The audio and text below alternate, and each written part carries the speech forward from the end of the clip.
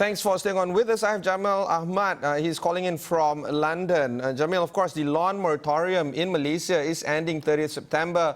But of course, this is just a story that is being told around the world because loan moratoriums in one shape or form or another is being practiced all around the world.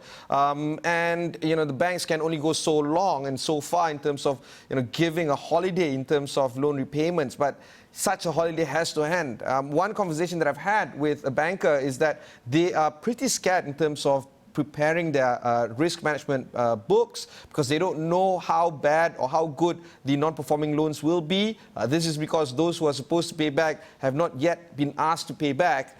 Things might go very, very south, very, very fast for the banking institutions in the country as well as around the world. What's your opinion on this loan moratorium being lifted in Malaysia as well as around the world?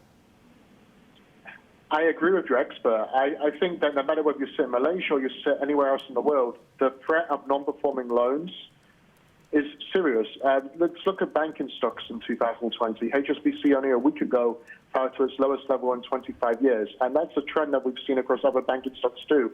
Because one of the reasons, not just low interest rates, is that the threat of non-performing loans on a consumer level and also on a corporation level, where companies will also not pay their rents, which means that they will not be able to pay the other debt elements and liabilities that they have. That's a serious problem for banks, and banks would have to take that on the chin. But some banks could really take that on the chin by falling on the floor. And I do think that during this time, the measures to extend holidays and so on, they seriously have to be considered to be prolonged. Because I do not honestly think that the majority of people who cannot pay back their liabilities are doing it on purpose. There's only a very selfish, select few who would do such a thing or take advantage of the situation. If people can't pay it back, they need to be helped. And if they're not helped now, it's going to cause a bigger problem down the line because that same sector will be then looking for other loans. They might go to loan sharks for cash help, and it will just provide other issues, not just on a mental health basis, on a physical basis. And then you have the issue of jobs, and if there's no jobs, people obviously aren't going to have money. It's going to make people even more concerned and scared, which then weighs into the economic projections and the GDP. Yeah, and that's the point. Moving on to my next question is actually about jobs. The Malaysian job numbers have come in where it's hovering around 4.7%. This is actually slightly better in the past few months. We've seen it above 5%. Having said that, it's still a lot better than a lot of countries. For instance, in the UK, where the numbers are far higher than that. And this is just the unemployment figures. We haven't spoken about the underemployment figures, which might not be well captured by countries around the world. Do you feel that the fourth quarter will be more about jobs, and nothing else? It has to be, because in fourth quarter, we look at job data. And in the fourth quarter, we are hopeful, given the guidance and the indications that have been provided, that a vaccine will be developed. How it will be distributed is going to be a question for 2021, but that will at least provide some confidence back to employers to be bringing people back to work if they're still on furlough, or by creating jobs themselves. So I do think that jobs is going to be a very serious thing. And you correctly pointed out, in the UK, we've had a government job retention scheme that is set to end in the next couple of weeks.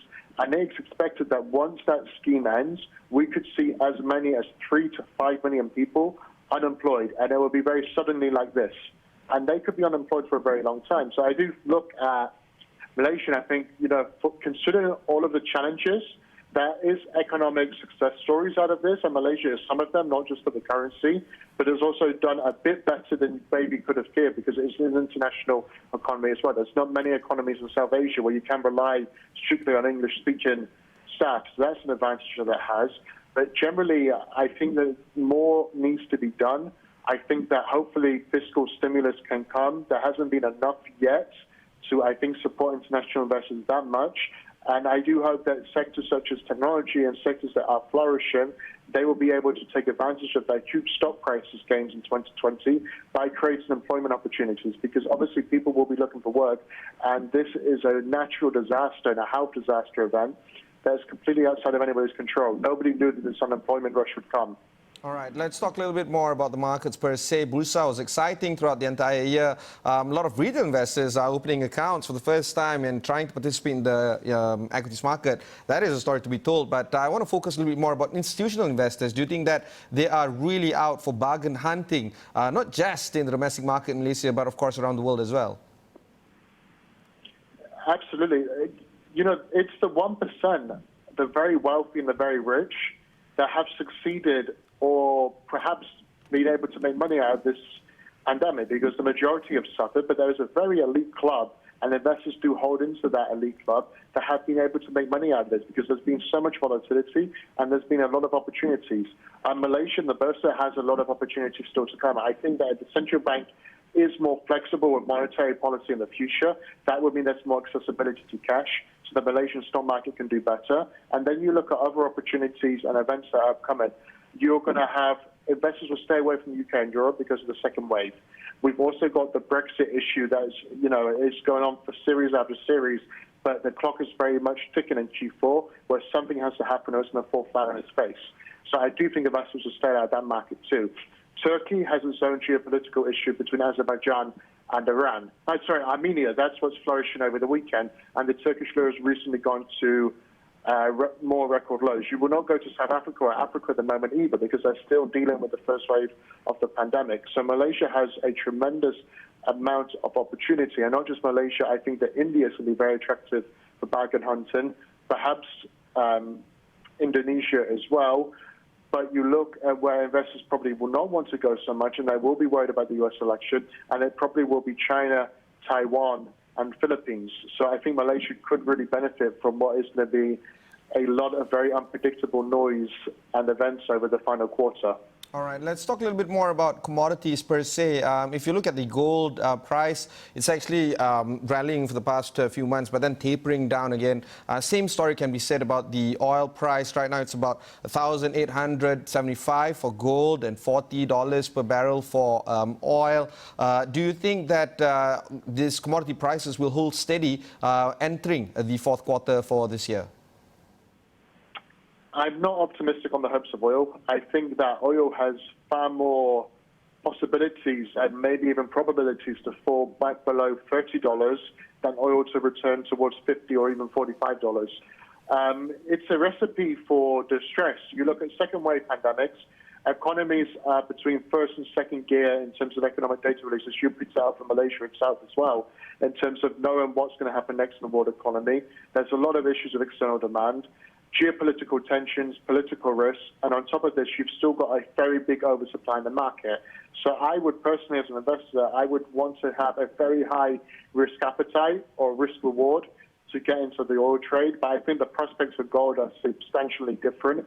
Gold prices have dipped over the past couple of weeks. Obviously, they've fallen from their all-time highs above $2,000 over the summer and back below $1,900. But a lot of the events that happen in the world today, a lot of them are very uncertain to some as well. I see that there's going to be more all-time highs in gold prices over the future, and I would stay closer to gold as a commodity than I would to oil. All right, final question, Jameel. Let's talk a little bit more about what you think is going to happen in the fourth quarter when it comes to the markets. I think that the market has underpriced the probability that Trump will be victorious. I think that the market's doing the exact same thing now as what they did in 2016.